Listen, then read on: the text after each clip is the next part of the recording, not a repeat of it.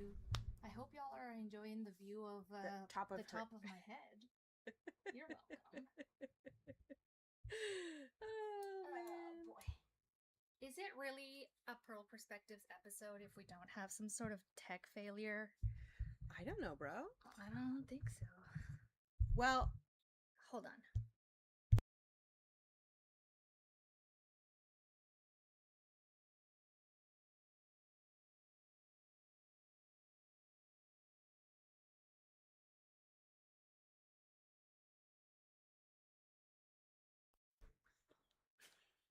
Hello, and welcome back to Purl Perspectives. This time, we have only 2 of the 3 pearls, and we are ready to talk to you about what we're knitting, what we're thinking, what we're feeling, and how hot we are, both in looks and in temperature. So if that sounds interesting to you, stick around. play the video! Play the video! Oh! Okay, well, I can do it if you want. Hold on a second. Right here, intro video. Oh, this button. Clicking.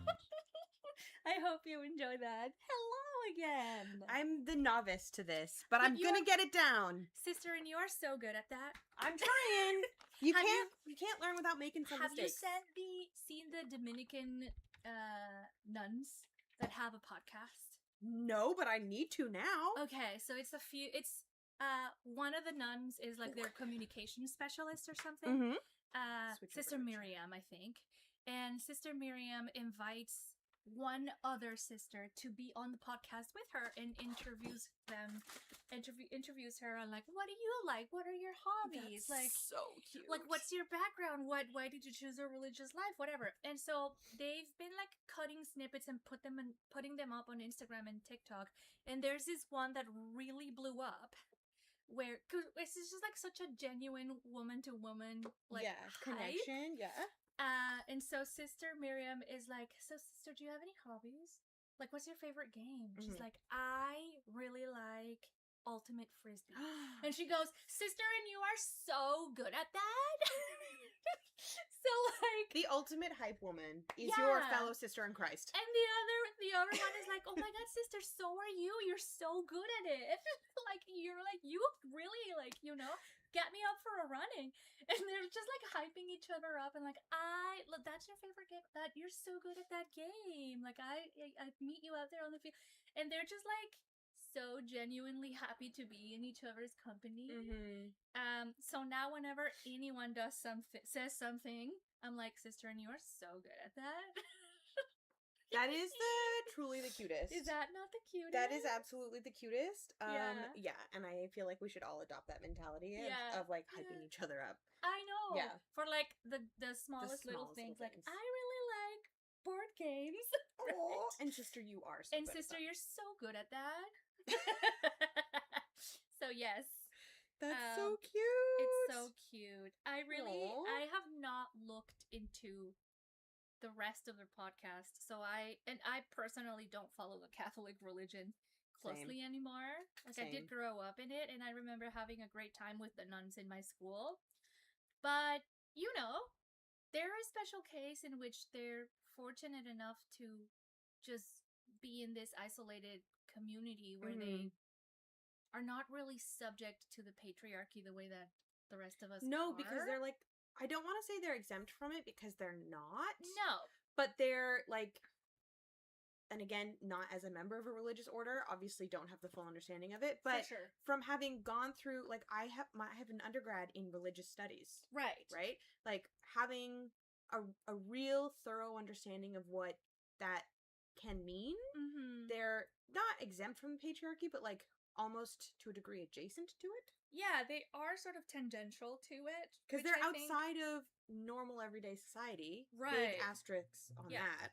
So, I guess where I was going is, I recommend that little snippet on TikTok if you want to see 2 women just hyping each other up, which is fantastic. Really cute. But I don't necessarily know what their politics are. Yeah. So, what their stances and values are. So I don't know that I would say I recommend the rest of their content. That's super cute, though. But it's so cute. So, sister, what are you working on today? Me, actually, I'm doing something very different from my usual. Oh. I am not... I mean, I have knitting for later if I finish this. I see a ribbon. What's going on? But I don't think I'll finish this. So this is a dress that I got at a garage sale a couple years ago. Okay. It's like just a regular old wrap dress. Oh, and I love cute. it. It's one of my favorite dresses. But like last year, honestly, maybe even the year before that, the ties are just like, they're so frayed. Yeah. And they're like completely unusable. And one of them fully ripped clean off. Oh, okay. And I put it in my pile of mending. Right. And I was like, yeah, I'm going to do it. I'm going to get around to it. It's going to be amazing. Mm-hmm. And then I just never did. Oh. And then cut to this week. Excuse me. Cut to this week. And I was like, oh man, I have this huge grand plan. It's going to be my sewing weekend. It's going to be so great. Mm-hmm. I'm like going to get so much sewing done. I'm going to finish this project that I've had on the go since 2024. Honestly, the pattern pieces I cut probably don't even fit me. Oh, but like whatever. Buddy, okay. We're gonna finish it anyway because we're gonna do it. We're gonna do it anyway. Anyway, cut to it. I get everything out. I get all the pieces out. I'm like ready to go. I've hyped myself up. I'm like ready to start sewing. I've watched the video. I'm like, yeah, we're doing it. I go looking for my sewing pins. Can't find a single one of them. I tear my apartment apart. Can't find the sewing pins. What? So I can't really do anything because I can't hold any of the pieces together to sew. I wish you would have told me. I have clips. Well, I've ordered some clips. Okay. I've ordered some clips and they'll come in and, you know, whatever. But this was good. It gave me an opportunity to, like, watch the video 4 times. I've ironed all of my pieces. I've figured out, like, what everything is because I cut everything and then left it for 2 years. For real. So yeah. I'm like, whatever. So you laid everything against the pattern and now I know what each piece is and, like, where everything goes. Yeah. So I know I'm ready to, like, start sewing in earnest now. But I was like, okay, well, since I'm not going to be able to do the sewing I wanted to do this weekend, I'm going to do some mending instead. And so I pulled out... Admirable choice. I pulled out this dress, and I had this ribbon in my sewing supplies, and I had said to myself a long time ago, oh, I'll use this ribbon to replace the ties on this dress. Right. Because there's no salvaging these ties. Like, they're really. way too frayed. I mean... Like... Oh, yeah. Like, there's not even stitches on them anymore. They're completely shot. Yeah. So, it's totally shot. That's fine. I'm going to give this a try with the ribbon, and if the ribbon works, great. And if the ribbon doesn't, well, I've tried it, and then I can get something else. I have a bunch of leftover linen from the dress that I am sewing. The yellow one? The yellow one. That would actually contract really nicely because, like, you have some yellow flowers in here. But this is, like, a really, really soft, like, chablis or rayon or something. Oh. So, I don't know if the linen would... It might be too structural. Mm-hmm. So I'm going to try it with the ribbon. If the ribbon doesn't work, then I'll go over to the linen. Okay. But I figured I could just hand sew these ties on and that would be fine. Yeah, 100%. So that's what I'm going to do. I've got some thread. I have some needles. And we're going to just... thread. Well, this is left over from a different project. Okay. We're stash busting today, folks. That's what we're doing. Listen, that is what we all should be doing. Mm-hmm. I got my needles here. Mm-hmm. I could just do this on a sewing machine. I probably should just be doing this on a sewing machine. It would take me 15 seconds. I don't know. You know what? For something so small, I find it kind of annoying to pull a sewing machine out. Well, it's already threaded and on my kitchen table. It would just be with yellow thread instead of with blue thread. Okay, well, listen. Plan B. Yeah, if this doesn't work or if I get too frustrated, I'll switch over to the knitting and then I'll just do this on my... So what's your plan? Are you just going to whip stitch edge to edge or... What I'm going to do is because the ribbon is already like edged already, I'm going to... Basically what I'm going to do is stick that in there. I've marked on the dress where the ties were originally. Yeah. I'm going to fold the edge down.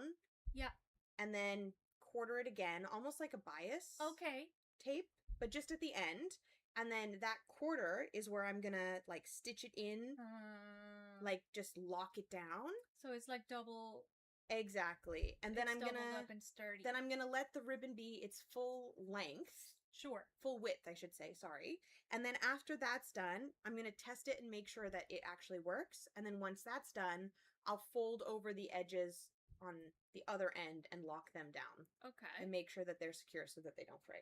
But not until after I make sure that the lengths actually work and are secure. And ribbon is notorious for fraying at the edges. You In can fact, see it. I think maybe what you could do is just burn it a little bit. Oh, yeah. Like, I remember doing crafts as a child, and whenever we were using ribbon, the teacher would burn the ends. Yeah, because it's synthetic, isn't it? It is. It has an element of, like, a synthetic element for sure, so it does kind of beat up on the edge. Yeah, so that's... Bead up, not, like, beat up. So that's what we're trying today. Is this going to work? I don't know. Well, but I want you to wear your dress. So, I want to as well. It's hot. It's a hot summer that we're having. Yeah. We've already had a heat dome. Hell yeah. It's been disgusting. It's been moist. We've had literally every kind of weather you can have. Yeah. Outside of snow, we had it in the last 2 weeks. The sun's been out, so the bums have been out too. Sun's out, Tom's out. I've been wearing lots of crop tops. Same. What did you say last year? Sun's out, Tom's out. We're going to the bakery. We're going to the bums are out. Yes. And I do want to go to the bakery, actually. Ugh, yeah.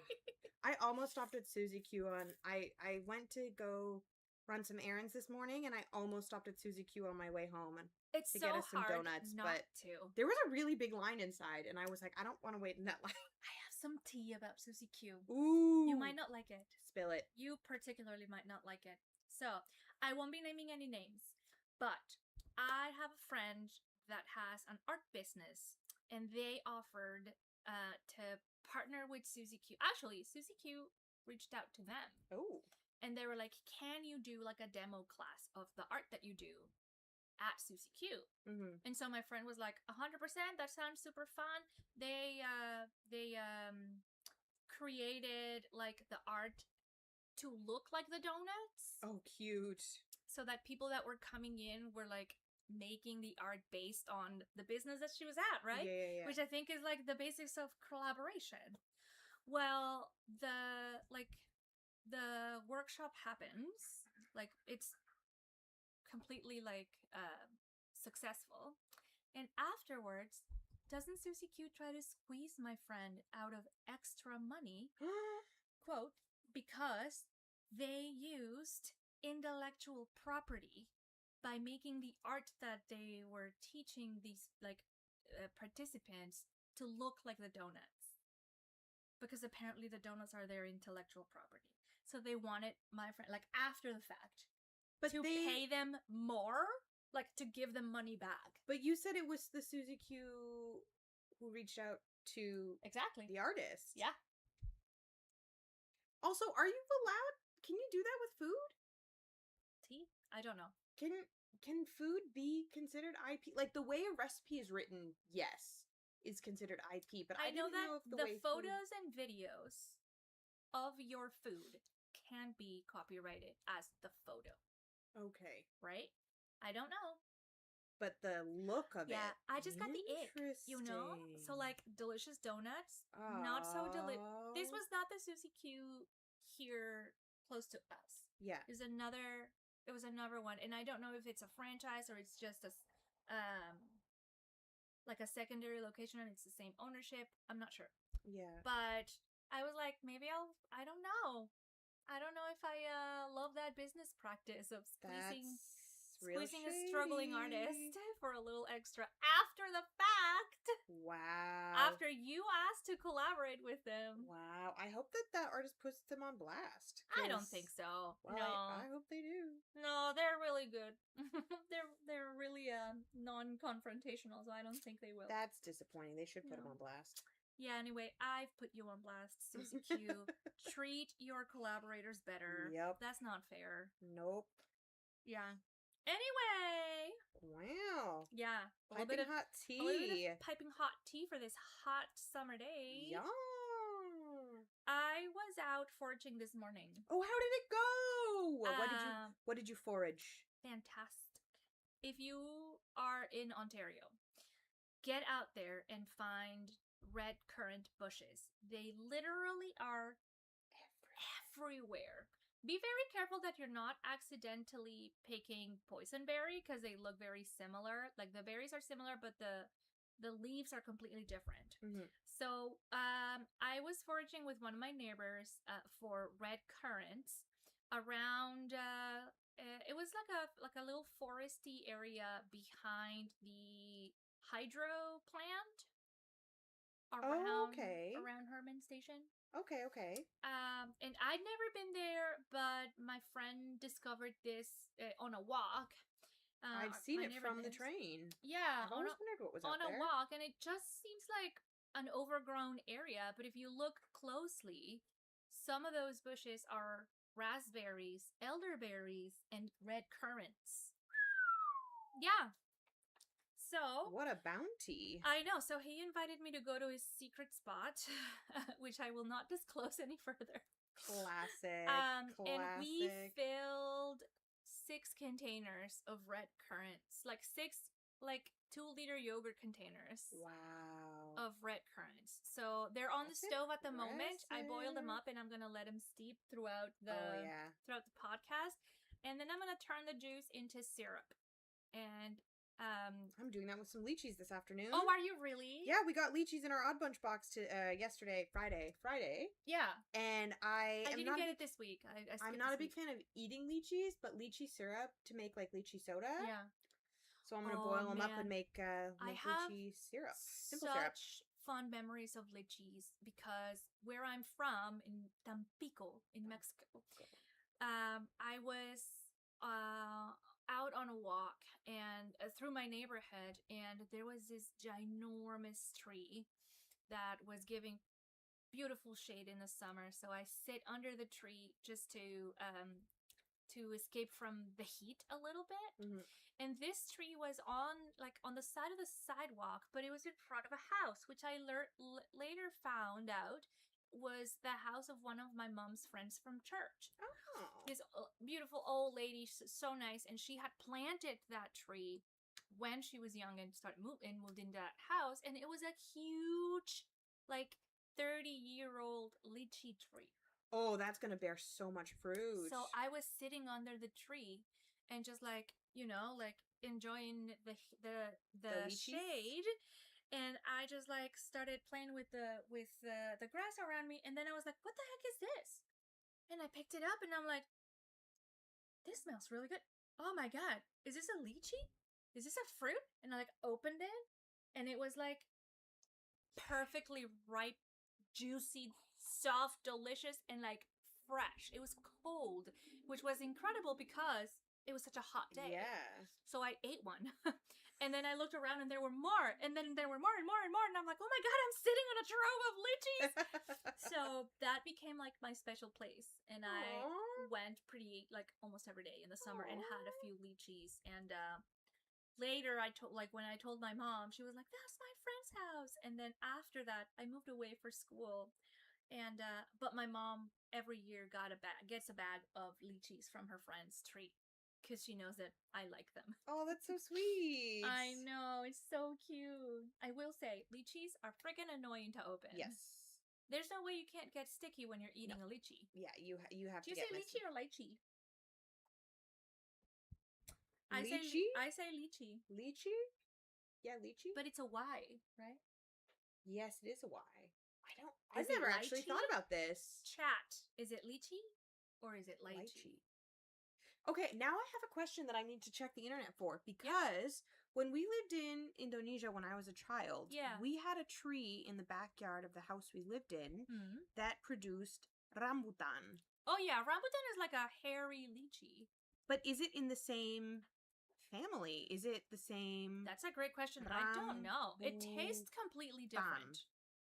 I don't think it tastes the same. Does it also have a big seed? It does, right? Yeah, it's closely related to several other edible tropical fruits, including the lychee, longan, pulasan, and I'm looking at the picture, and it does look very much like a lychee on the inside. It does have a seed on the inside. Like a big pit. Yeah.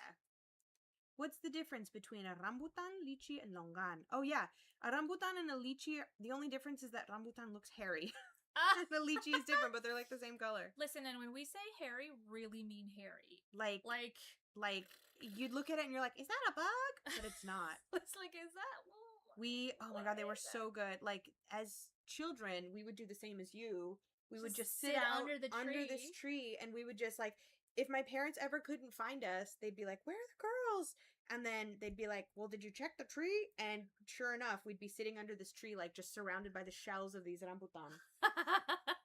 That's such a cute image. I'm picturing you and your sister just like like the raccoon that comes out of the garbage can, like, I regret nothing. Yeah, pretty much. But they don't bloom, flower. What's the word for fruit? They don't fruit. I should know. What? What do you mean they don't fruit? They only ripen for a certain amount of time every year, so it's not like it was all year round or doing that. It was just for the like few weeks of the year that they were fruiting, and we could eat them. The lychee, and we would gorge ourselves. You have to kind of like when it's the season, and it's a short season for sure, especially because they grow in the hot weather. Yep. So like once they're ripe, they go bad real fast. Yep. You gotta take advantage of that. Yep. Yep. Man, I'm really enjoying this. Is it an iced coffee? I had never bought the cold brew, like the pre-made cold brew from Costco. The Stoke. It's Stoke. You're welcome. I am stoked to have it. That's my favorite. It is so delicious. I swear by that stuff. Every time somebody goes to Costco and they're like, "Oh, can I get you anything?" I'm like, "Yeah, get me 2 to 17 bottles of this stuff." Honestly, whenever anybody offers to do or pick me up something from Costco when I do a run, my short list is a flat of Diet Coke, bottles of Stoke, cold brew, and then maybe, depending on how much space I have left in my kitchen, bottles of pineapple juice. Oh, yeah. Because as a perpetual transit rider who has to go get my groceries on foot or by public transit, I'm 100%. Not buying the heavy liquids. 100%. I'm not doing that. I'm buying all of the food that I can carry on my back. Yeah. And then I'm foregoing the heavy liquids unless somebody is being kind and offering to take me grocery shopping and I can put them in their car. So when somebody's offered to pick me up something from the grocery store, I'm absolutely being like, the heavy liquids, please. I just learned, my brother learned at work that Costco now sells big cans of green tomatillo. Ooh. Which I didn't know they did. Okay, that's key. And I'm now excited to go to Costco next time to buy a lot of those cans of tomatillo. If you've ever had salsa verde, it's made of tomatillo, which is, I guess, closer to a ground cherry than it is to a nightshade tomato, right? And they're so good. They're so, like, tart. They're a little acidic, a little sweet. Really delicious fruit. I would never eat them raw. I don't think you're supposed to, can you? I don't think so. I think they have to be cooked to be consumed. I believe they have to be cooked. I've never eaten them raw, so I wouldn't recommend you do that. Yeah. So the fact that they come in a can, it also means that they've been pre-cooked. So that cuts the prep time of your salsa in half. Yep. I'm so excited to go to Costco. I know, me too. We gotta go to Costco with someone who has a car, because that's a heavy liquid too. Yeah, you have a membership. I do have a membership, but I don't have a car. Yeah. I'm vehicularly challenged. Yeah, theme. Yeah. Yeah, theme. Theme. Yeah, it's hard living out here in a medium-sized city. Well, the thing is, though, with no car. It's so well connected. I should say, it's slow well connected. Ha. if you're from the Ottawa Valley, you know. Yeah. OC Transpo will get you where you need to go if you have 2 to 7 hours to get there. Yeah. It like you can get to where you need to go in the city. The city is connected. It just takes a long while. Yeah. And as people who are a little bit more environmentally conscious, and who are maybe a little bit more budget conscious, we don't want to get a car. Also, we don't drive, so that's also part of the problem. Yeah, not having a car isn't that big of a deal when you already live in the downtown core. But yeah, shit's expensive. Shit is expensive. But it would be nice to get to Costco more often. Sorry, I'm just sharing the fact that we're chatting in the chat. Hiya! Chatting in the chat. We're knitting. Chatting in the chat. And chatting. Yep.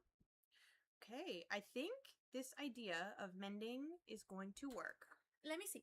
and I'm overkilling it, 100p, but it's gonna be muy secure. No, but it's important to go in multiple directions because then you're not always pulling the same way. The strands in the same way. Yep. So that's important for security, for safety. Yep. And I secured the fold over of the ribbon first before I sewed it down to That's correct. Yeah. To the fabric. So I'm feeling pretty good about this, fam. I'm feeling pretty good about this, which is great because I freaking love this dress. I got this at a garage sale for $4. This is one of my favorite garage sale. Ow, I just poked myself. $4 is a great value for a full dress. I think she had it on for $5, but I just had 2 toonies. That was all I had left over. So I was like, will you take 4? And she's like, yeah, sure. I was like, great, thanks. I love a garage sale. I know, me too. Which is why I'm very disappointed then when we put our stuff out for the garage sale, it was sort of a little bit raining and literally 2 people showed up. Yeah. It was very disappointing. Well, my friends that popped by, Chloe and her partner. Yeah. She was saying, she's like, oh, I'm surprised you're still out here. And it was 11:30 or something like that? It was right before lunch. She was like, I'm surprised you're still out here. And I was like, what do you mean? And she's like, oh, we started walking around at 7:45.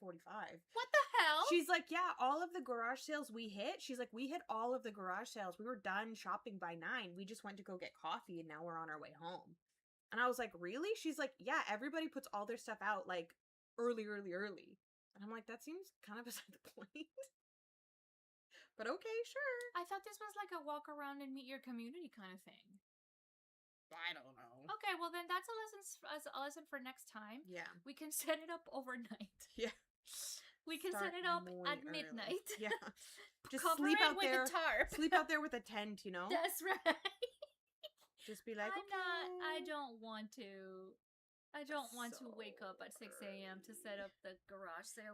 I don't think it helped that it was kind of raining and the organizers were like, oh, we're going to use the rain day. But then it wasn't raining on the day of. And then that weekend there was also another community garage sale in Centertown. Was there? Yeah, where what they had done was instead of having it be you set up in your yard, they did it where they're like, everybody bring all of your stuff to one communal park and then set up a table in the park. So it was one place for the garage sale. So everybody just went there instead. Yeah. Bit different. But that's okay. That is okay. We've learned our lesson. Yeah. It's all good. Yep.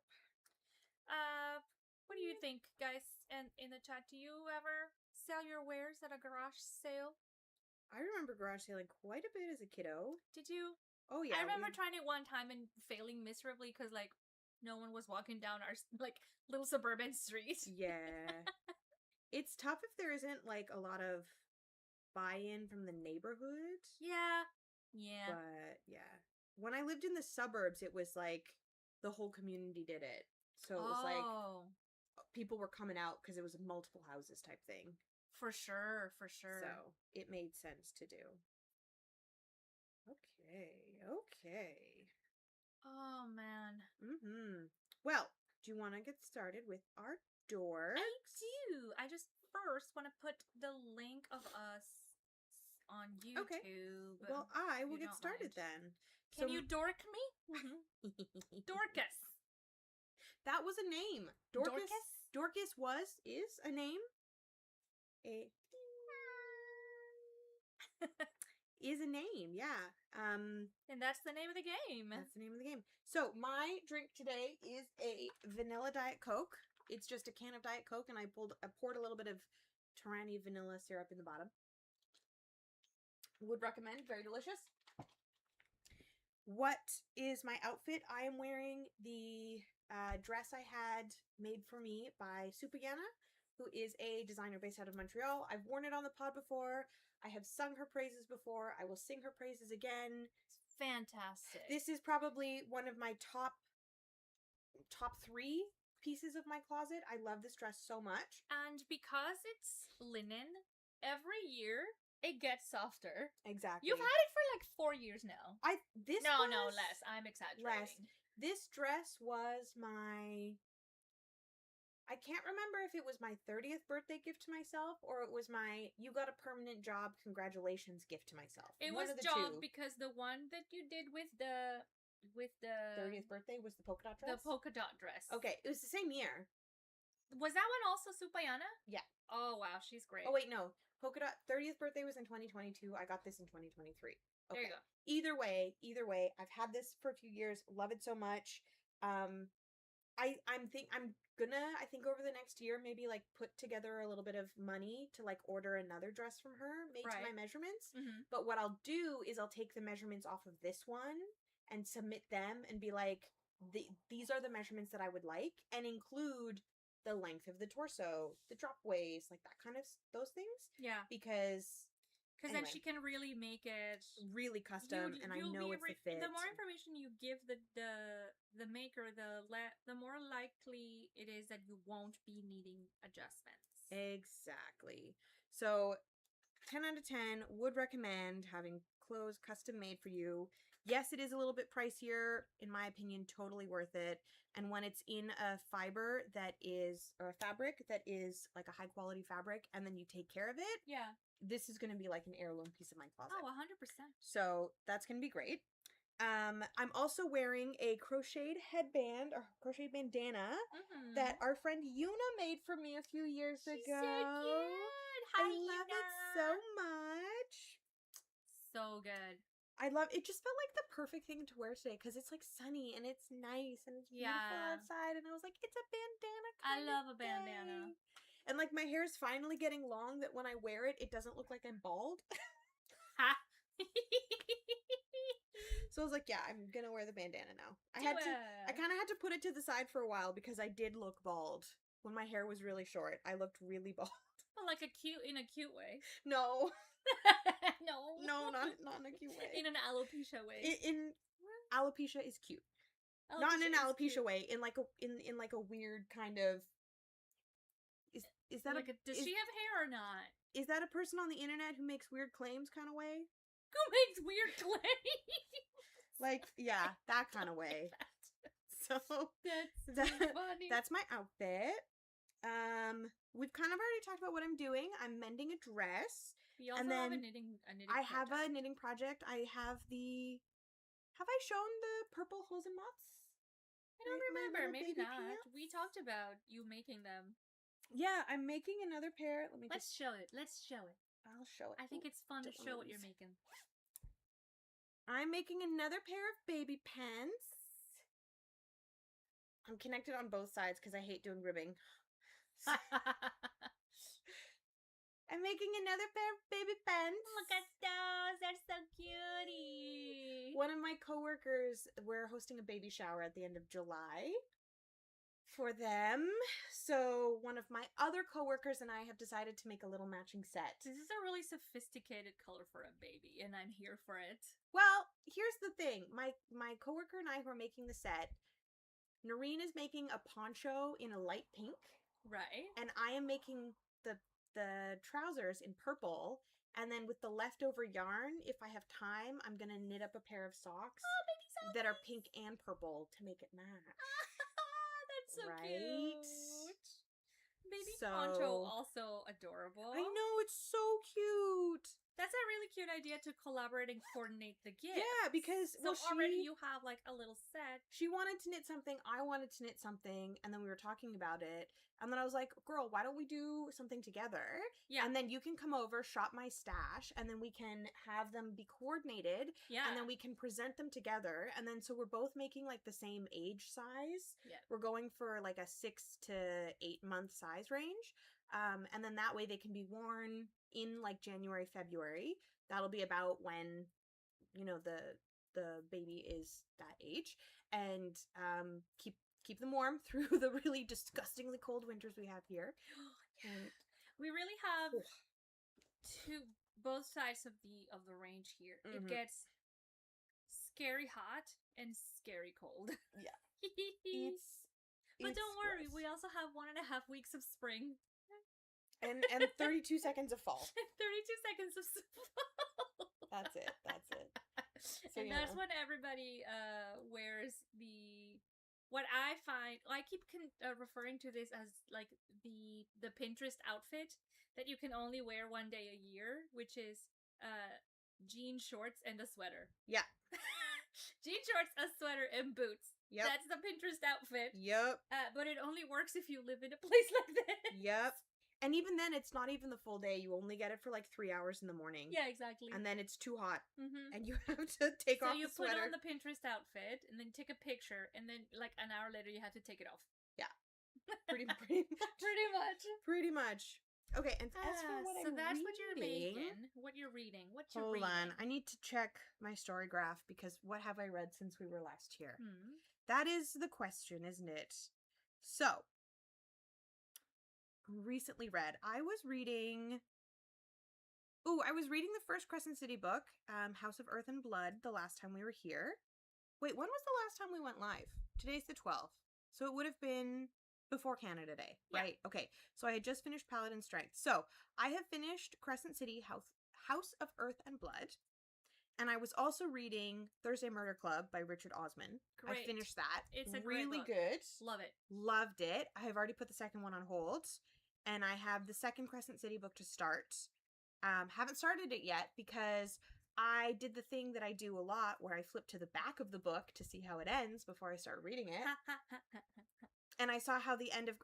okay, first of all, I've already been spoiled majorly for the Crescent City books because there's no way to exist on the internet as a fan of the ACOTAR and Sarah J. Maas books and world without seeing spoilers. And I don't mind. I'm fully I don't mind at all. You're unfazed. I'm unfazed. By but spoilers. So I peeked at the back of the book because I wanted to know how big of a cliffhanger it was. Because I wanted to know if I should, in fact, read A Court of Frost and Starlight and Silver Flames. In between those. In between Crescent City 2 and 3, or in between Crescent City 1 and 2.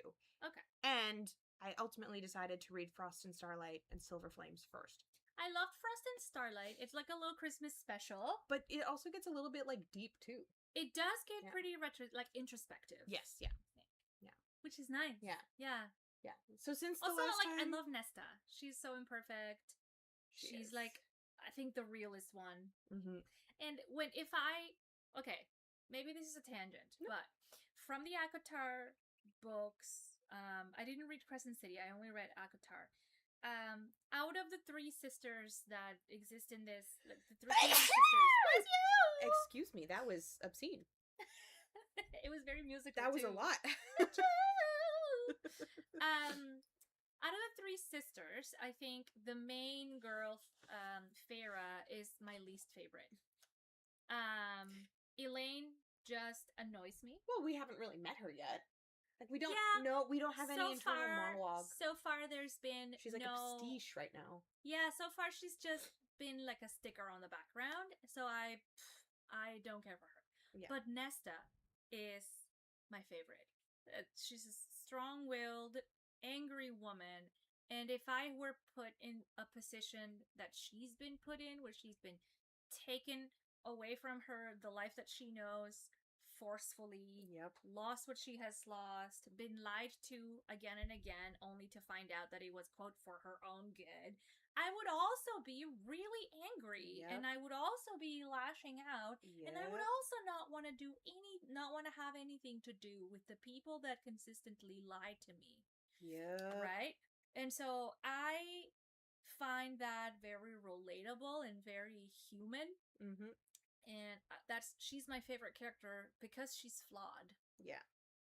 I love her. Yeah. And I love the fact that the author, when she wrote A Court of Silver Flames, which is the Nesta's point of view book, really leaned into her own experiences and then used Nesta as a character as a kind of catharsis.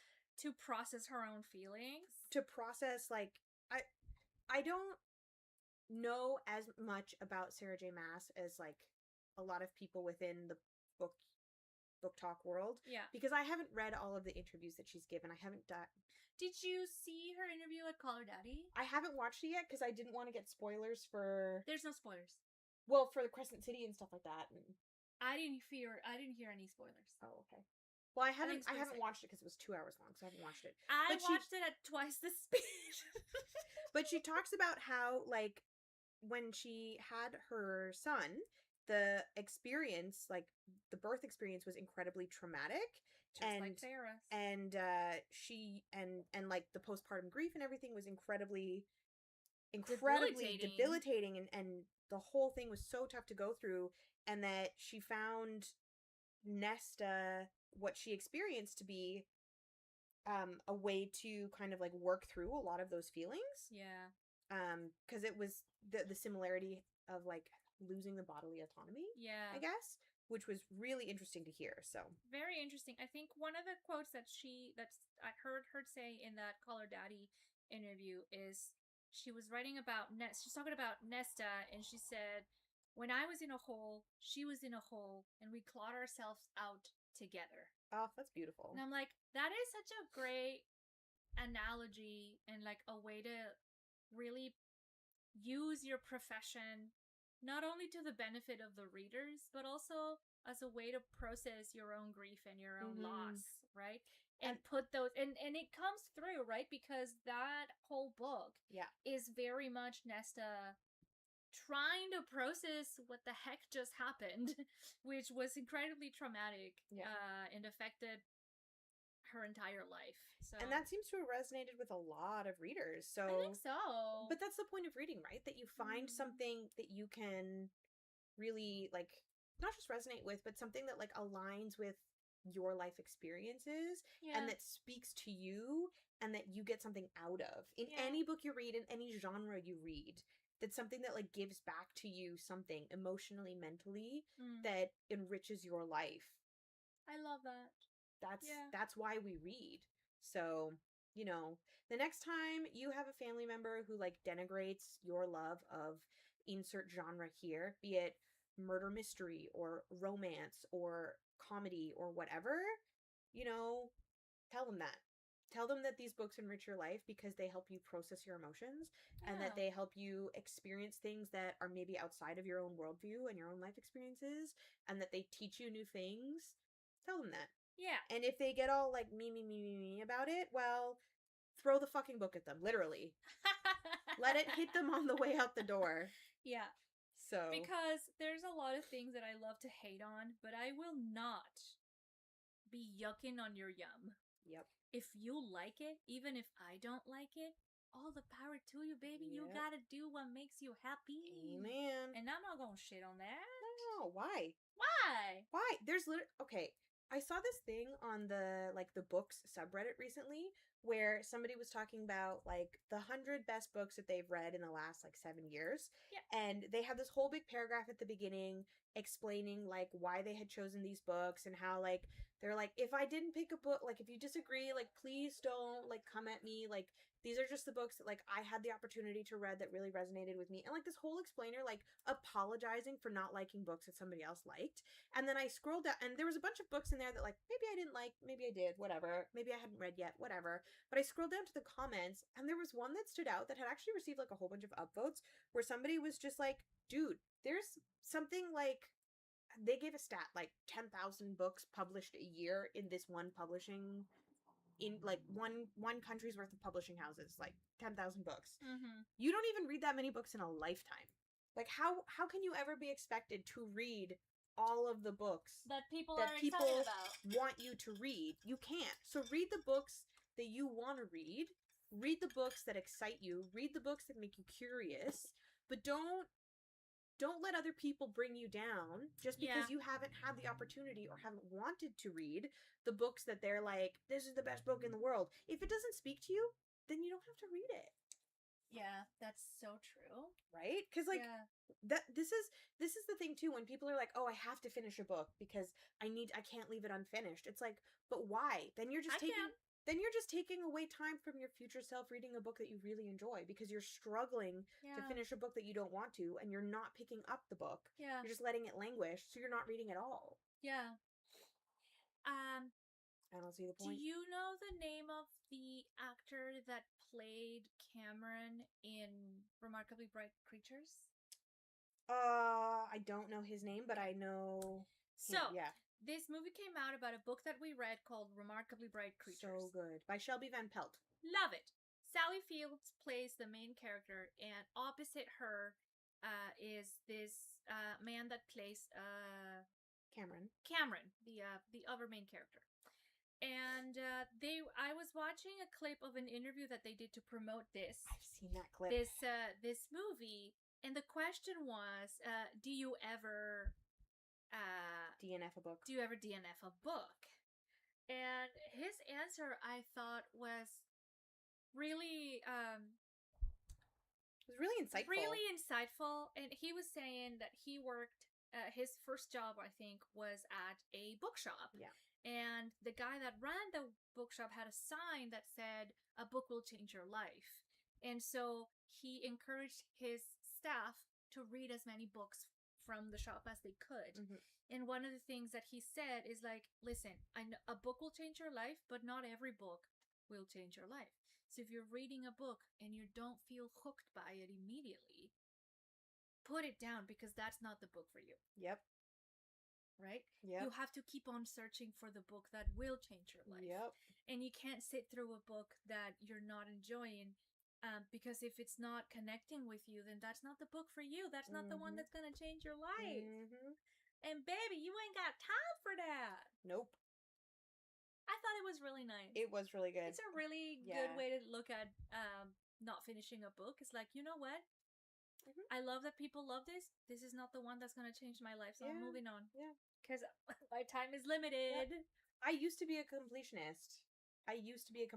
And now I'm not anymore. Mm-hmm. And that was very freeing when I made the decision to no longer finish books and series that just aren't serving me. Right. Like, because I will read a series that I hate the characters of, but I find the plot interesting. Or I find the world. Know what happens. Because I want to know what happens. I'm genuinely interested in knowing what happens. Yeah.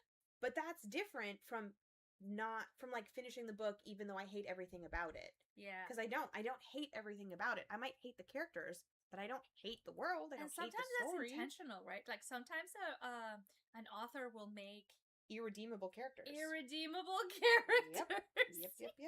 It's so true. Do you want me to dork you? Well, just to finish up my dork, those were the books that I finished. The books that I'm currently reading, or wait, what else? What I have also since finished in that time was Catch Her If You Can by Tessa Bailey, which is a really cute sports romance series. And then I also finished A Court of Frost and Starlight. And then I'm currently reading A Court of Silver Flames. And then I'm also currently reading The Fourth Bear by Jasper Fforde, which is the second or third book in his Nursery Crimes series. I'm not going to finish this series. I'm not gonna. I love his Thursday Next series. I don't particularly like the Thursday Crime series or Nursery Crime series, even though it's in the same world. Mm-hmm. So I'm gonna finish this book because I really do want to know how it ends, and I want to know who the like culprit is in this murder mystery. But I'm not gonna finish the series. Yep. Okay. Yep. So I love that for you. That's what I'm currently reading. Are you able to keep that many plots alive in your brain? Yeah, that's why I like to read multiple genres at a time. Oh, so like the sci-fi is over here doing its thing. Mm-hmm. The romance is marinating here. The like murder mystery is marinating over here. Love that. And so I don't like to read like multiple like fantasy books at the same time. Because I get my lore confused sometimes. Yeah. So like I probably will, like I'll finish Silver Flames and then I might read a different fantasy book before I jump into Crescent City 2. Right. But I won't be reading multiple fantasy books at the same time. Yeah, okay. That's fair. Yeah. Wow. Okay. And that's been dork. You've been very dorky. It's so dorky. Love that. The dorkiest. Let me go. My drink today is, like I mentioned earlier, a cold brew latte that I made. Not really a cold brew latte. A cold brew with cream and sugar, really. Yum. But instead of sugar, I used maple syrup. Ooh. So it's very like... It's a maple cold brew. And it is so good. It's kind of almost hazelnutty. Ooh. A little chocolatey. There's no chocolate in it or hazelnut. But I just find that the way that cold brew steeps is much more to my taste because it's not acidic at all. Mm-hmm. I love me a hot brew coffee. I love espresso for sure. But cold brew in the summer specifically because it's not astringent. Yep. I find way more enjoyable. And I find that I also tend to put less sweetener in there. So that's got to be good for my blood, right? Yeah, probably. Probably good for blood. Have you ever tried making cold brew yourself? I have. I wasn't very successful. I have a little like steeping picture. Yeah. But maybe I haven't gotten the ratio right, or I haven't gotten the ground sized correctly. This seems like very, very like rich and concentrated. When I've made cold brew, it comes out like pretty weak. Weak sauce. Yeah. Yeah, I don't know about I've had that same issue too, where when I make it, it's like, it's weak. I'm like, what am I doing wrong? And I left it there the whole 12 hours. Yeah. And it didn't, I don't know either. Didn't really turn out the way I expected it to. But if you have any tips for me on how to make my own cold brew so that I don't buy from Costco every time, I would love to hear it. My outfit. I am a proud outfit repeater. Woohoo! So I am wearing my little tank top that I made years ago at a knit along through our local yarn store, Wabi Sabi. It was during COVID, and they were, just missing their community, so they opened up a call for like whoever wants to join this free Cal. We're meeting on Zoom once a week. It's so cute. It's very cute. It has a little vent in the back. I can't really show you because I'm facing the other way, but anyway, it's like tulip. Yeah. They like overlap and open. I really like this shirt, and it was, I think I'm going to make another one this year of a different material. Not this year, but soon. Yeah, love that. And this is a pattern that I quite enjoyed by one of my favorite designers, Sashiko Bergen. Oh, yeah. Yeah. Great. I can't remember if it was one of the Bergen sisters, either Sashiko or Kiyomi. Is it the fizzle top? It is the fizzle top. You have a good eye. I don't know what it is with patterns, but I'm so fizzle, Fissile, like top. Missile, but fizzle like missile. Actually, let me just like look that up for you because I don't want to fizzle share the wrong information. I don't want to give you wrong information. It is Kiyomi Bergen. Kiyomi Bergen, who is a Canadian Japanese designer over in British Columbia. That's another designer we stand here on the pod. Really the Bergen stand twins. The Bergen twins.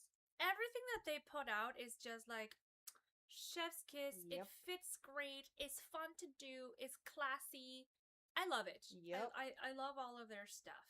So if you would like some fun basics, this is made to use 2 skeins of DK weight yarn, and specifically in the description of the Fissile top, Kiyomi Bergen says that she made this top in a way that it could showcase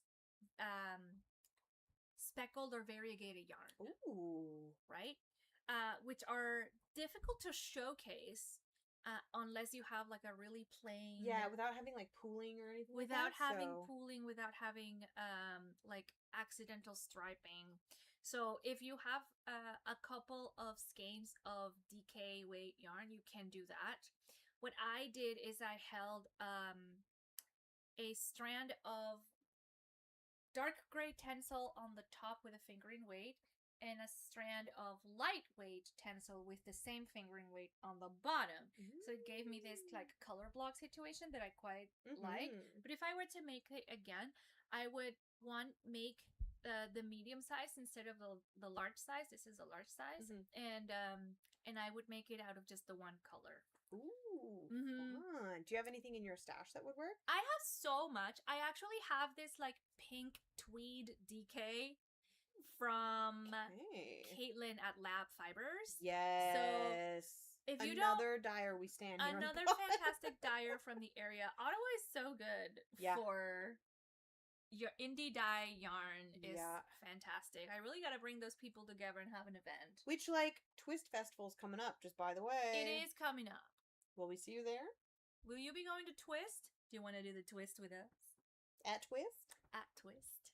That would be really fun, actually. That would, actually. Yeah. If it's not obscenely hot? Yeah, if it's not obscenely hot. Yeah, last year was so hot. It was hot and it had just rained, so it was like steaming. Humid. The ground was steaming. Whew. It was hot. Yeah. It was hot. No, but yeah, I have some pink tweed from from lab fibers that I think would be great in this pattern. So I might try that. I don't know. Because is this cotton or no? You just said tencel. I heard you say it, and I held it with tencel. The other, like the main blue, I actually don't know what it is. Pretty sure it's just a merino mix. Okay. But it was certainly a wool mix. Okay, got it. Yeah, I think so. Got it. Yeah. That would be fun in like a cotton though. I think it would be if you have a DK that cotton that you want to work on. Or like, oh my god, imagine doing it scrappy. Oh, scrappy would be so fun. Marlet. Now you're machinating. Now you're thinking with portals. Oh my god. Okay, no.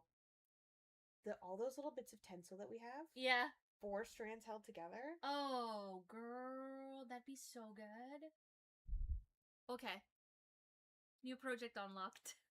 All tencel all the time. This is my Just Do It July, but August is coming up. August is coming up.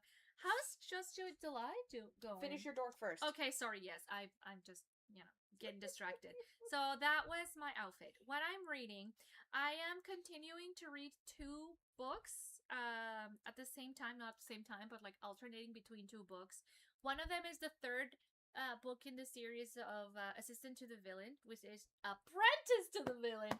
And I had, listen, last time we were streaming, I told you, oh, I'm getting a little tired of it. And then it got so freaking good. I was just like screaming, kicking up in the air, like, screaming at villain. I had to, guys, I need to put this one on blast, and I need to show you the text change from like the day after we screamed.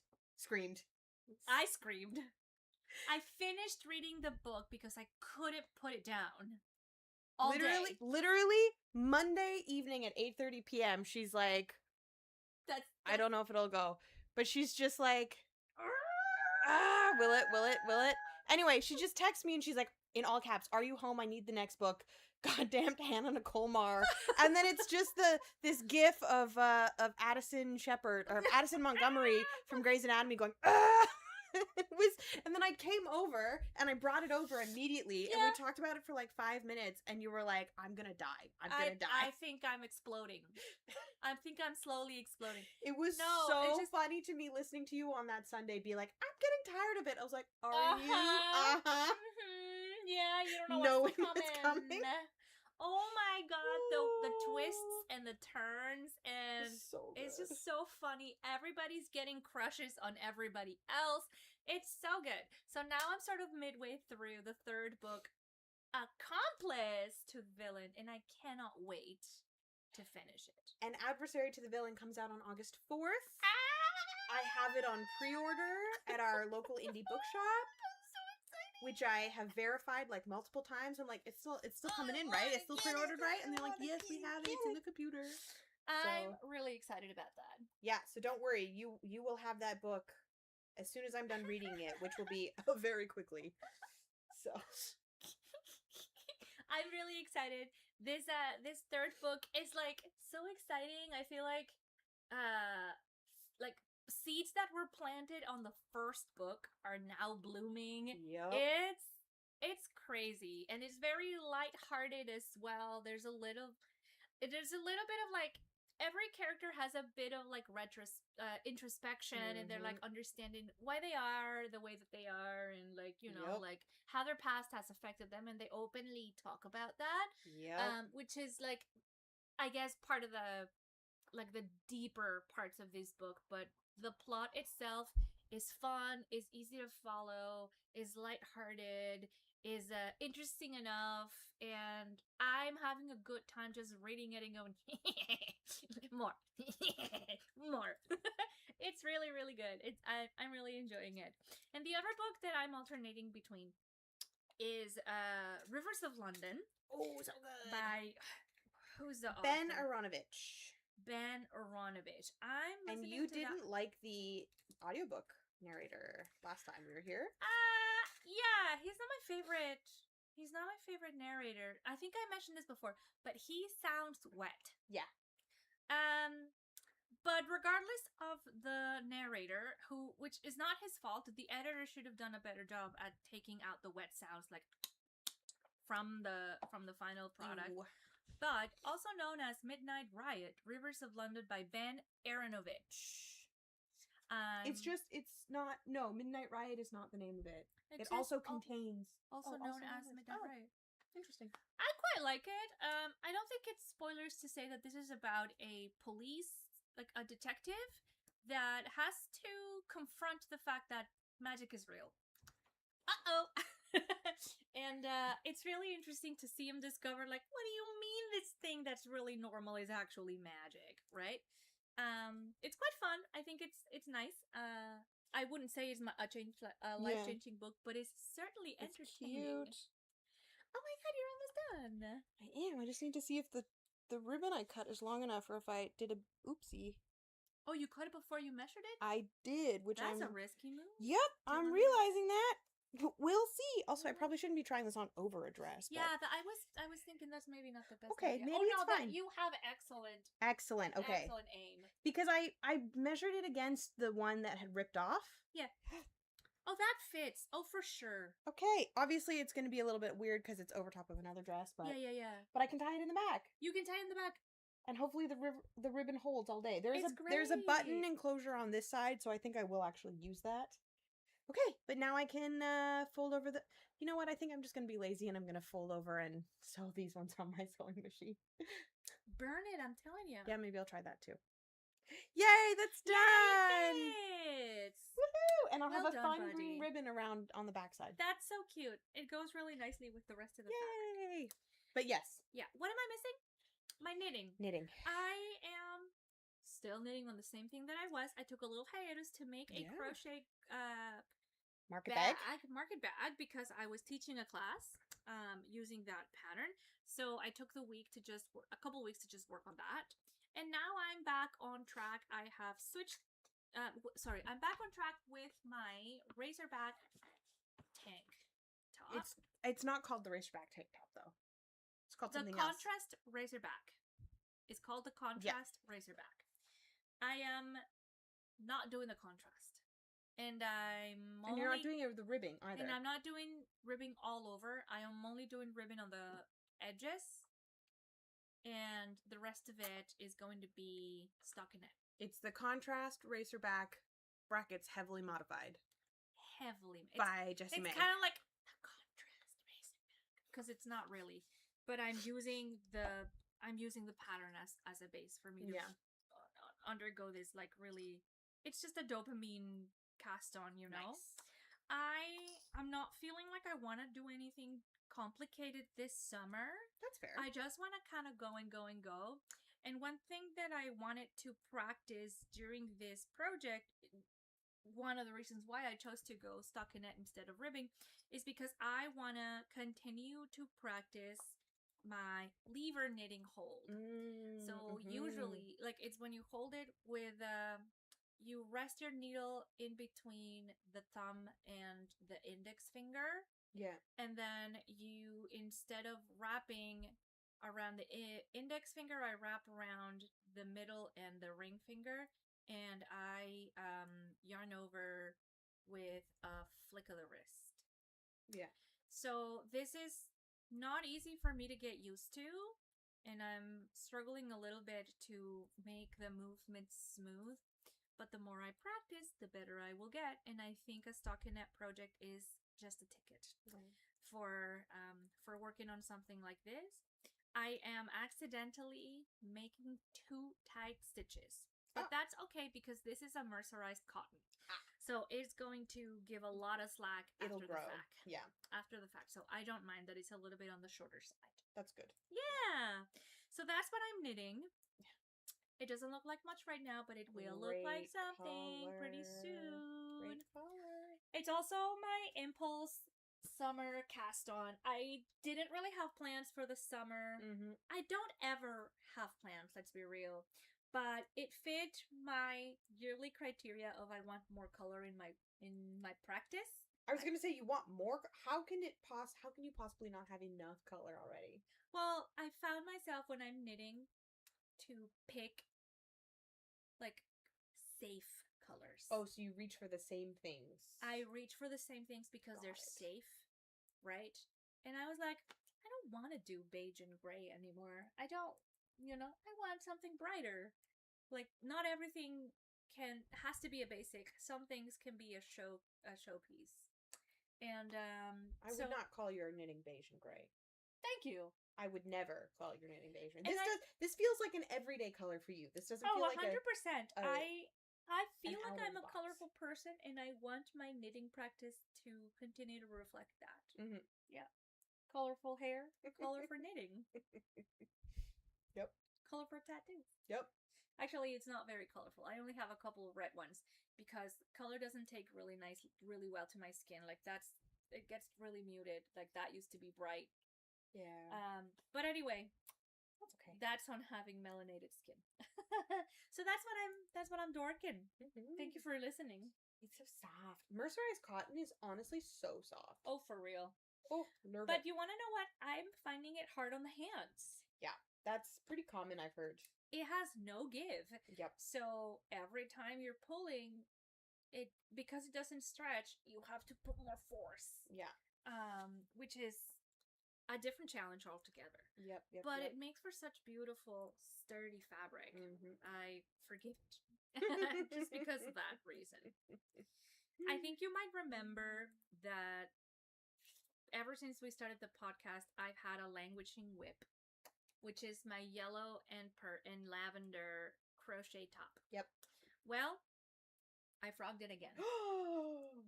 Wow. Okay. I frogged it again. Take us through that. Take us through it. I was just like, I finished one whole half panel, and it was just ruffly, and it was sitting weird, and I didn't like it, and then I figured I had missed the count, multiple rows, and then I fixed the count after the fact, so it did kind of this on the edges. And I was just not enjoying it anymore. I picked it up and I was like, so I frogged it. Nice. I don't need this kind of energy in my life. I would have loved to have that as a piece. And I will some other time. Yeah. With a different yarn. Make that piece. But this just wasn't it. It wasn't working out. Yeah. It was the wrong combination of hook and yarn and texture and pattern. Mm-hmm. So I decided to frog it. And you want to know what? I don't think I'm going to start it again. That's okay. You don't have to. And I was thinking about that because when we talk about our summer knits, that's one of the excuses that I kept using to not work on that yellow top is because it's a summer project, right? So I won't work on it during the winter. Ha ha ha. In Canada, the winter is 8 months. 10 months out of the year. Forever. Not only am I using that as an excuse to just not do something that I wasn't enjoying, I'm also taking away the opportunity to actually make some summer knits that I'm more excited and enjoying. Yep. Way better. You have just fulfilled one of the tenets of Just Do It July. What is it? What are the tenets of Just Do It July? Just Do It July is a personal challenge that I set for myself every single year. Everyone is welcome to join in if they want or ignore it. Honestly, you can do whatever you want. But it is the month every year where I tell myself you have to just do it. Just get it done. And so that can consist of any combination of these tenets. You are going to look at your languishing... So in the realm of crafting, because I also do it in my bench work at work. You can do it in your personal life, whatever. But in the realm of crafting, look at your pile of languishing whips. Anything that is close to being done, you finish it up.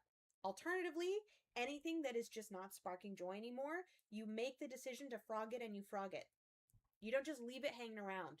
You just get rid of it. You just do it. You just frog it. Right? So you either just finish it or you just frog it. Or, if you have something that you've been wanting to do for a really long time, you've been wanting to start it for a really long time, you've had the pattern ready, you've had the yarn ready, but you just haven't been able to commit to it, haven't been able to commit time, July is your time to start it. Maybe it's the only... Just do it July! Maybe it's the only project you work on in July. but you're doing it. You're doing it. Maybe you have a skill that you really want to learn, or one that you've learned, but you really need to sit down and like set time to practice. Yeah. But you're just like, you're nervous about it. You're worried about it. Yeah. It like makes you like a little like, oh, I don't know if I can do it because I'm not perfect yet. Yeah. July. You're just freaking doing it. So like me, the dress that I wanted to finish, that I sat down this weekend to work on, that was part of my Just Do It July. I was going to finish that dress till I realized I didn't have sewing pins. So we're going to, it's going to be a weeknight thing, and maybe next weekend too, we'll work on the dress. But it's out, you know, I've made progress on it. I've ironed some pieces, or I've ironed all the pieces. I've basted a couple things. Yeah. You know, but it's progress. It's about making progress on the projects that you just haven't wanted to work on, that you just haven't wanted to do, that you haven't wanted to touch. Yeah. Right? You put off everything for 11 months out of the year, and then on that 12th month in July, that's when you're like, fuck it, I'm doing it. Yeah. That's what Just Do It July is about. So in your case, you finally frogging this project that you've been carrying around for so long that's not been bringing you joy, you just deciding to, nope, screw it. I'm making a choice and I'm following it through. Just Do It July. You just did it. I just did it. Yay, me. Yeah. Good job, buddy. It feels good, you know? It feels like it was kind of weighing on me. I was just dragging this around, trying again and again and again and again, and it wasn't working. And you know what? It's been more than 3 years. Yeah. It's not going to work out. No. Some things are just not meant to be. And that project was not meant to be. So I'm going to use that beautiful mercerized cotton for something else. I don't know what, but I will use it for something else. What about a thistle top? Could be a bit too stiff for a thistle top, I would say. A bit too stiff, but that's okay. I'll give it a think. I don't know really what I want to do with it. Definitely a nice and fresh material. Yeah. Which actually brings me to a question that our friend Vanessa had for us yesterday. She did. She said, like, are summer knits really summer knits, or are they multiple year knits that you will eventually wear in the summer? Yep. Yep. And because we're all guilty of taking 3 to 4 years to finish a summer knit. When I made my Velicor, you guys finished it in about, like, I don't know, I think it took a year? I think it took me... Well, I really tried to focus on that project, and we started it in, what, like June or something like that? Yeah, we started it on Knit in Public Day, I think. And I finished mine, I remember finishing it in probably, like, around Christmas time, because I was underemployed and had a lot of free time. And I was like, I'm gonna finish this! So I did make a choice to make it a priority project, but it was like winter when I finished it, like cold. Yeah. I took 4 years. But you also put it down for like a year and a half. You just didn't look at it. Yeah. So. And do you want to know why? Because I kept calling it a summer knit. So, what do we really mean when we say summer knitting? Do we mean like we're only working on the things that are plant-based fibers? Do we mean that we're casting something on early in the summer to wear that same summer? Because that seems like a lot of pressure in my personal opinion. Yeah. Do you ever cast something and finish it that same summer and wear it immediately? Other than socks, of course. I'm trying to think. I think my pedal party crop, I started in February and I finished in like July or August. But that was because I was like bound and determined to wear it before it got cold. And you started it in the winter. And I started it in I started it in February before we went on vacation as my vacation project. Right. With the intention of like, it'll be done by summer. And then it was really by fall by the time I finished. I think I finished it right before we ended up, because we went to that cabin in the woods and I finished it just in time so that I could take FO photos. So it was like October. I started it in February and I finished it by October. Yeah. So it took a good long time. I look at the topic of summer knits as garments, anything that is made to be worn in hot weather. I don't look at it as like, this is what I'm knitting during the season. Okay. Because I don't knit anywhere near fast enough, nor monogamously enough, to start and finish a garment in time for that season. Yeah. I think there's social media pressure built up about summer knits. And, like, the fact that people are like, look what I finished, look what I finished, look what I finished for this summer. Yeah. New this summer, I'm wearing this. and I see a lot of like, oh, 725 free patterns for you to knit this summer. I'm like, I don't think I'm knitting 25 things this summer. Again, the summer is 34 seconds in Canada. Yep. That's too fast. That's too fast for me. So I wish I had that much free time. Not only free time, stamina. Yeah. Like, I'm currently in a place where if I wanted to, I could knit all day, every day. You'd destroy your body doing it. You would be so hurt. Mm-hmm. I would be so hurt if I did that. So, regardless of how much time you have, should you be pushing through your summer knits just so that you could wear it that same year? No. I say no. I say summer knits, like you just mentioned, are the finished objects that you wear during the hot weather. Yeah, because like as a person too, also in a larger body, I also have to make a garment that like the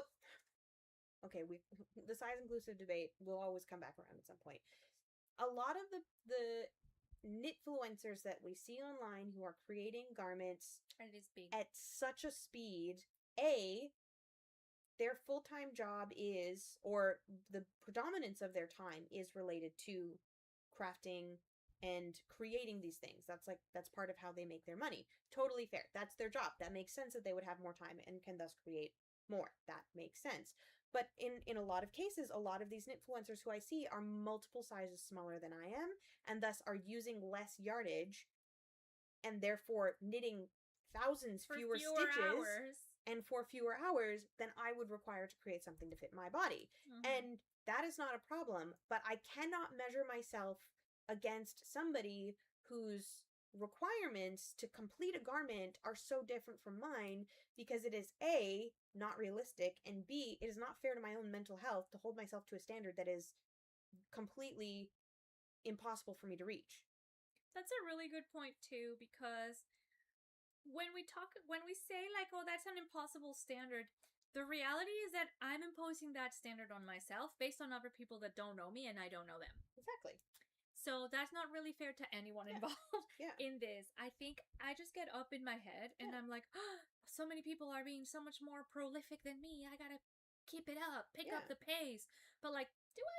No. Do I have to pick up the pace? Look, I don't think so. In reality, somebody who works in knitwear design probably gets in the realm of, and this is me guessing because I don't know what it takes to become a full-time knitwear designer, but I'm going to guess that they're probably in the realm of 15 to 20 hours of knitting on a Monday to Friday. That's my guess. That's probably a conservative guess. It could be more. I have no idea because I'm not in their shoes. Me, a person who does not work in knitwear design, who works in a different industry but still uses my hands for my job, I come home and on a Monday to Friday, I might only put in 1 to 2 hours of knitting on a Monday to Friday. Simply because I've spent all day working with my hands. Yeah. There are days where I come home and I have to just sit and like ice my hands and wrists. Because you do a lot of like minutiae exactly work. Because like my hands and wrists are exhausted, and so the thought of coming home and knitting, I cannot do that because for my hand health, it just doesn't make sense. So my output isn't going to be the same as somebody else, so therefore I'm not going to be able to finish a garment in the same timeline. Again, I can't hold myself to their output because our lives are different, our circumstances are different, and so the idea of finishing a garment in a single season just doesn't jive with my life. It does with some people, which is amazing.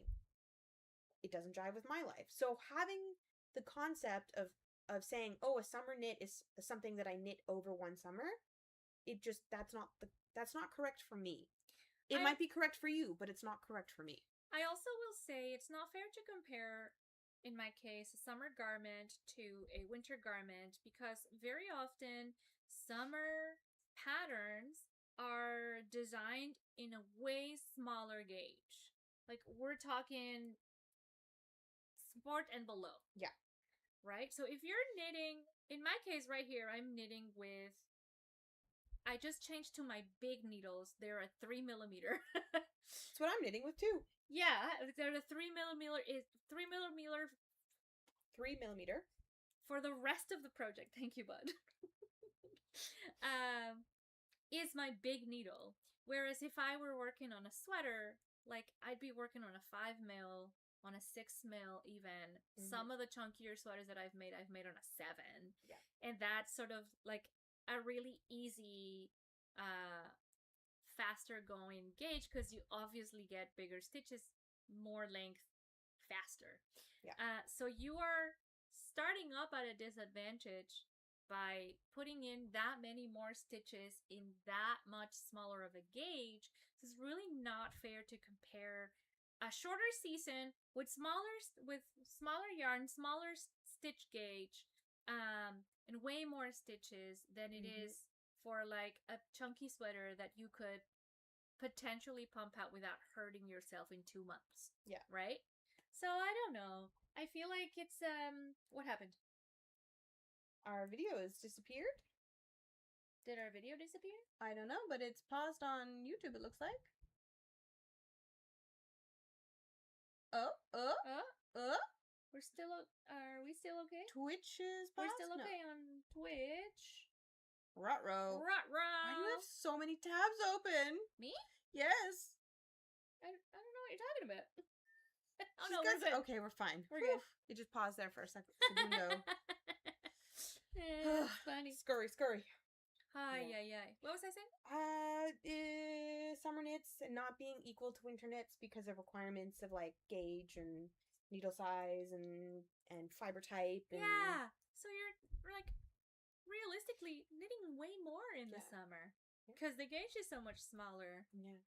Plus, too, I find I don't want to rush to cast on something at the beginning of the season because with the volume of patterns that come out, I might not find something that I really am like hooked by until later in the season, until like July or August. That might be when I find a pattern that I'm like, that's the one I want to make. I want that in my closet. I want that one in my closet, yeah. And as well, again, kind of coming back to the fact that here in Ottawa we have 8 to 10 months of winter depending on the year. I really enjoy looking at summer patterns in January. Because I'm like, I want to run away into the sunshine and I need some dopamine. Yeah. So let's look at some summer patterns. That's fair. Then I can be reminded that the sun will come up again one day eventually and it will get warm eventually. Come out tomorrow.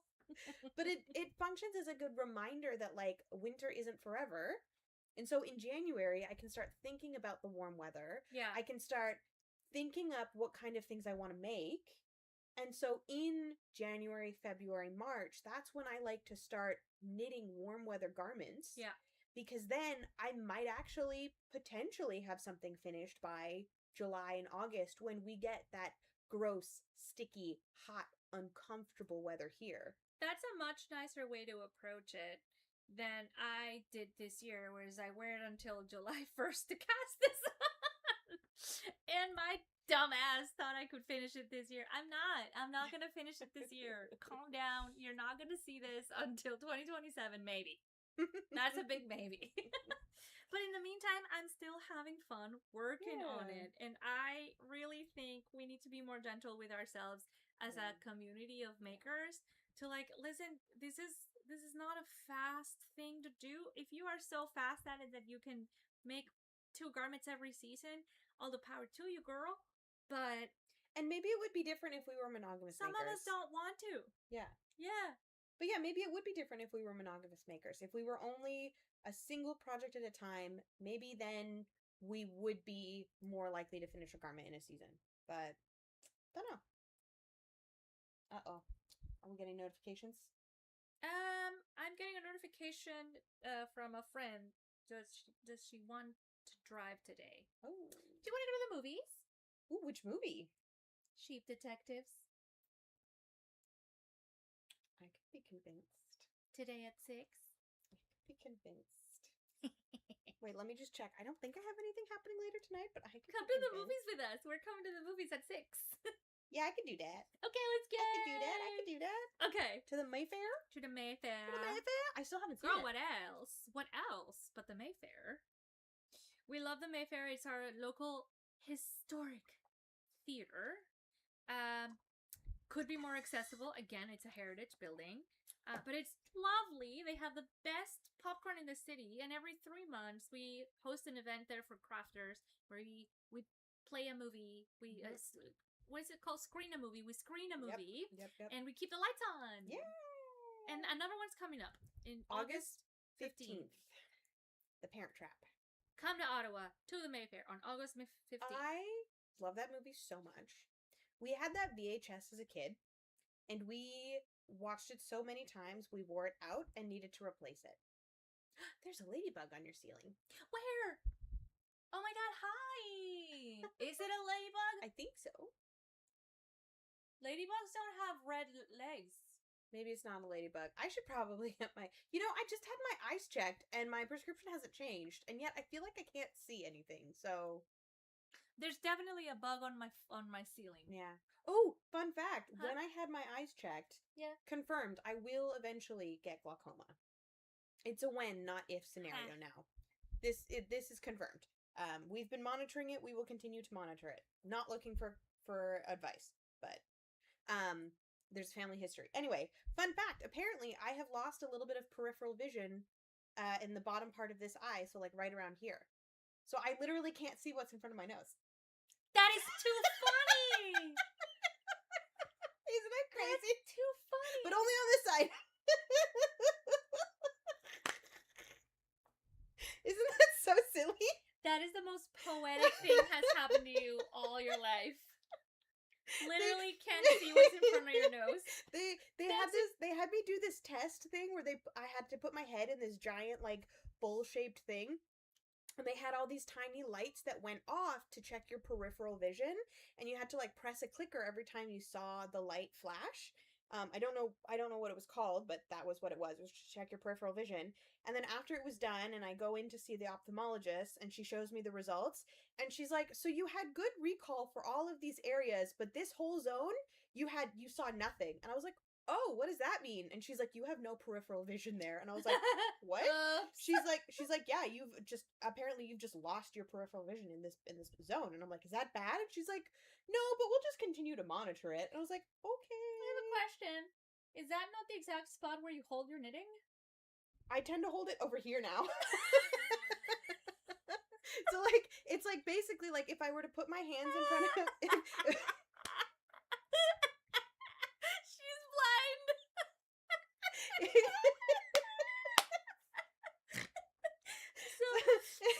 So if I catch you knitting like this, it's like, yeah, I'm looking at what I'm doing, but if I'm over here, no, I got nothing. Nothing's happening over here. Girl, adjust your eyes. I know, right?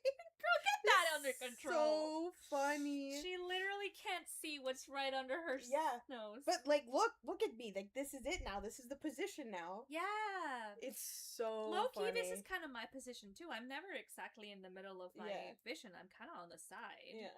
So, funny story. Interesting. Funny story. I've lost a tiny bit of peripheral vision, like right about here.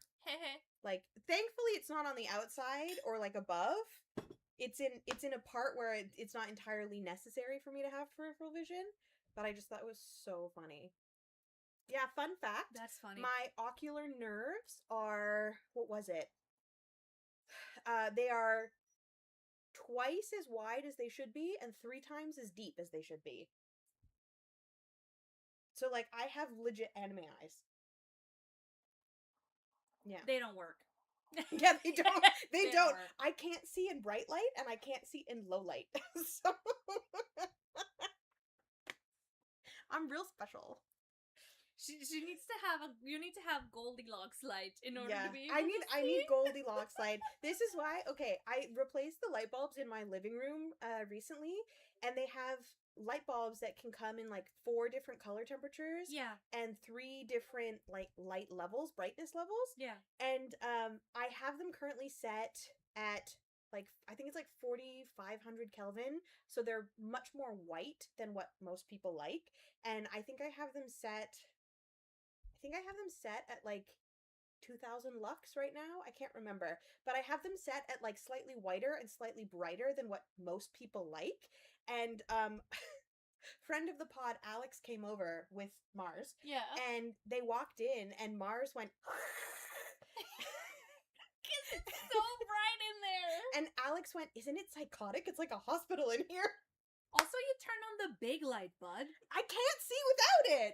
And the thing is, even with the big light... I don't like the big light. It's like a small light. Even with the big light, I have to have a spotlight lamp over me when I'm sitting on my couch reading or knitting because I just can't see. Even with the big light, it's not enough light. I only have like this little lamp. Yeah. In this whole room. I don't know how you do it. I don't enjoy big light. Big light is too big, too bright. Big light is not big enough. My eyes get tired of that much light. Big light is not big enough. Big light needs to be bigger. Big light needs to be the moon. No, moon is not bright enough. Moon is not bright enough? Moon is too small. Moon need be sun. Okay. Sun only. Sun mega. Actually, sun is too bright. Sun is too bright. Sun needs to turn down just a little bit. Sun needs to calm down. Sun needs to calm down. Yeah. In July. Which is why it's every time I go outside, I always wear a hat and sunglasses because it's too bright for me in the summertime. And I was outside with my coworkers. We were moving some equipment, and my one coworker, Naomi, she goes, I have to respect your hat game. Like, you are so consistent with your hat game. Yeah. And I was like, Naomi, I can't see if I'm not wearing one. And she goes, what? And I'm like, it's too bright. Oh, but not bright enough for the big light. No, not bright enough. The big night, it's just not bright enough. I love how lovely, how inconsistent you are. Yeah. Yeah. Well, but that's what makes a real human. I am a mess of contradictions. Yes, I am. I am a little light goblin. I like table lamps, sconces. I like just a little bit of the window, but not the curtain all the way out, all the way, to open. The side. We don't have any lights in our bedroom either. We just have like a bedside table lamp. So it's just nice and dark in there most of the time. And if I want more light because I have my crafts on the desk, I just turn on my desk light. I have a giant white lamp, bright white lamp that I've taken the shade off in my bedroom. It's like, it's bare light bulb. That's straight into your eyeballs. I know, it's great. And I have LED strip lighting that I need to put up, too, for even more light in my bedroom. I disagree with this, but all the power to you, babe. So I live alone. Yeah. Blast them pupils. Yeah. Blast that light. Well, apparently, with my obscenely humongous ocular nerves, I need more light in there, right? Again, not looking for health advice. I see my ophthalmologist regularly. We've been watching this for 3 years. Everything is clocked. If you're an ophthalmologist, do you like the big light, or are you a little light goblin like me? Fun times. That's too fun. I grew up with big light. Big light is good. In Mexico, every room has a ceiling fan with 3 light bulbs. Yeah. Every room. Every single room. And they're always on. So there's no way to escape the big light. No wonder you moved here. Exactly. No, actually, when we moved here, I was like, where are the lights? Like, the rooms didn't have it's bulbs weird. In the middle of the ceiling of every room. Like, what the hell? Where's the light coming from? You're supposed to bring your own lights. It's weird. So now I've gotten used to, like, the floor light, the bedside table lamp. No more big lights for me. I'm fine without them. No. I want it. Anyway. It is still a battle every day when I go into my kitchen. We only have the lighting that's like under the cabinet. We don't have a big light in the kitchen. Okay. And every single day I turn on the light and I grumble that there isn't a big light in the kitchen. Because I grew up, the houses I've lived in Canada have all had big lights in the kitchen. And it is weird to me that this kitchen does not have a big light in it. That feels like an oversight. That feels incorrect. Messed up. Well, with the way this building is wired, I'm honestly surprised we don't have one. I don't know. If I remember correctly, this building was made in the late 80s, early 90s. 93. 90 what? I thought it was 93. I don't remember. Early 90s. Early 90s. Early 90s. Right around the time I was born. That's cute. Yep. So, I don't remember if the big light was a thing in the 90s, but it must have been. Anyway. Who knows? But yeah, that's where it's at, you know? Yeah. Big light reigns supreme. Big light. Big light. Big light for some, small lights for others. Our Lord and Savior, the big light. So how do you like our new streaming cart? Oh, I love it. I think it's pretty efficient. So yeah. Tech update. I put the camera that we're using to stream on the same stick as the light that we're using to stream. So now that's like together. Mm-hmm. And then in a cart, I put all the cables, the other light, the holder for the computer, yep, and the mic. Yep. So now when we're done streaming, I put everything back in the cart and the cart goes in the closet. Instead of unplugging everything and then coiling up all the cables and putting them in a drawer. It all stays connected now, which makes setup and tear down so much easier. And it also means that if we need to decamp over to my place we can just roly over there. Yeah. Easy peasy. Mm-hmm. I'm liking this. Yeah, it'll be good. I saw an ASMR artist that I follow make a recording cart. Her name's GB. She's a really, one of the OG ASMR streamers and YouTubers out there. And she was showing her current setup is like a utility cart. Oh. Like a really heavy-duty utility cart. Okay. And I was like, that's so smart, because then if you need to adjust it just a little bit, you can do that. Obviously, her setup is way more professional than what I've got here with our Amazon purchases. But still, I think gets the job done. The idea is really cool, because then you don't have to set up and tear down every cable every time. I love it. Yeah, then you don't have to lose anything either. Because you put it in a drawer and you misplaced it or got used elsewhere. We are getting better at these, guys. We were just checking the stream episode numbers, and it turns out I think next time we stream will be our 50th episode. Actually, I think this might be our 50th episode, because that chatty update that we forgot to upload back in October. Yeah. That one doesn't have a number attached to it. Maybe this is the 50th. 50 streams. We gotta be getting better at this. I feel like we're... Plus, that doesn't even include any of our extracurricular episodes, like our Pearls of Wisdom, or our Project Pearls, or the episodes where we're just doing other random stuff. Yeah. I think we're getting better at this YouTube situation. I think so. Tell us what you want to see more from us. Yeah. I'd love some ideas, because... I love these streaming where we're interacting and it's not edited, just one long 2-hour recording. But I also think that there is there's space for more demand there for more, and interest for more shorter videos. Maybe if you like that, let us know what's your ideal video length. Yeah. So that I'm trying to get better at editing as well. So we'll see how that goes. It's a wild world out here on YouTube and on Twitch. Yeah. I like it. Yeah, and you know what? We're humans who will mess up, so bear with us. We're learning. Like that episode that we put up 8 months late accidentally. Oops, we forgot to hit publish. It happens. It happens. It was probably one of those things where I was like, oh, I'll do it. And you were like, no, I'll do it. And then we both just assumed the other person would and then just never did. And then nobody did. Because, I never did the show notes for it either, even though that's my job. So, I fully forgot, and yeah, it's all good. That's hilarious. They're up there now. It was fun watching an episode from 8 months ago, though. Being like, what were we working on, 2 seasons ago? What were we working on? I've already forgot. Oh, well. Kevin was working on her matcha sweater.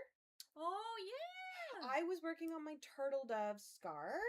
Turtle. What were you working on? You were working on... What were you working on? I don't even know what I'm working on right now. I'm fully blanking. Well, I'll go check out the notes, see what I was doing 8 months ago. But we were talking about, well, we filmed it on the National Day for Truth and Reconciliation.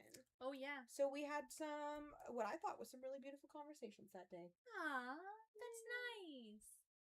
Love that for us. Love that for us. Yeah. Cool. I'm getting pretty out of steam. How are you feeling? I have to blow my nose. Okay. And that's not fit for public consumption, I don't think.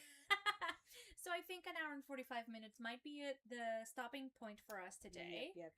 Thank you so much for joining us while we tell you about what we've been working on. No inspiration today. I feel like, do you want to do an inspiration?